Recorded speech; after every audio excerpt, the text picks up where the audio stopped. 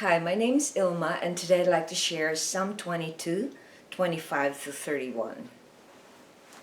From you comes my praise in the great assembly. I shall pay my vows before those who fear him. The afflicted will eat and be satisfied. Those who seek him will praise the Lord. May your heart live forever. All the ends of the earth will remember and turn to the Lord, and all the families of the nations will worship before you. For the kingdom is the Lord's, and he rules over the nations. All the prosperous of the earth will eat and worship. All those who go down to the dust will kneel before him. Even he who cannot keep his soul alive, a posterity will serve him. It will be told of the Lord to the coming generation. They will come and will declare his righteousness to a people who will be born, that he has performed it. Psalm 22, 25 to 31. Here's my devotional. Those who seek the Lord praise him. King David certainly knows how his God provides. In verse 25, he appreciates those who fear the Lord and acknowledges and respects them. In verse 26, he consoles those who are afflicted, just as Jesus in Matthew 5 comforts those who are afflicted or poor in spirit, as well as those who are persecuted for his sake. David encourages them to look up to God's promise that he will provide for them and alleviate them of their pain and suffering. He says blessings to those who are faithful to the Lord, and pray that their hearts continue to submit and offer their hearts to the Lord. In verse 27, he gives a hopeful perspective to all those who worship the Lord and passes on to their families such praise.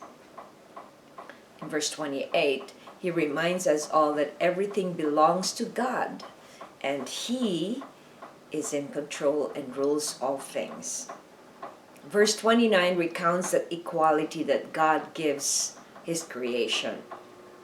God treats everyone justly, and that whatever we sow, we will reap. In verse 30, King David reminds us of all the promises that God's people made to God, that the next generation will know all the good deeds that the Lord has made.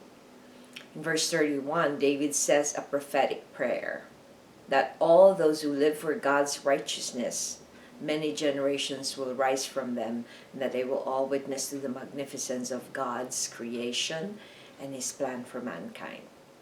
David clearly tells us that those who constantly seek the Lord will never stop declaring their awe of God's mighty deeds and goodness. Reflection. How is praising the Lord a result of seeking him? When you seek the Lord, you will understand that he is very different from us and that he loves very differently from how we do. So when we constantly seek him and abide in him and obey his commands and obey his truth, we learn more about him.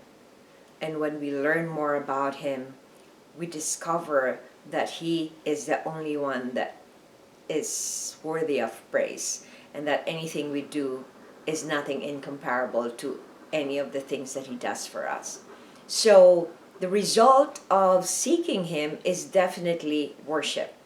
It's definitely praising him. It's definitely being awed by the things that he does for us, even though we're just one of his creations, and he could totally just ignore us, or we are at his mercy anyway. But he doesn't do that. He loves us so much that he gave his only son to make sure that we are closer to him each and every day. So I encourage you to seek the Lord so you can continue to worship him. Thanks for watching. I hope you check my website at ilma'S.com for artworks and photographs.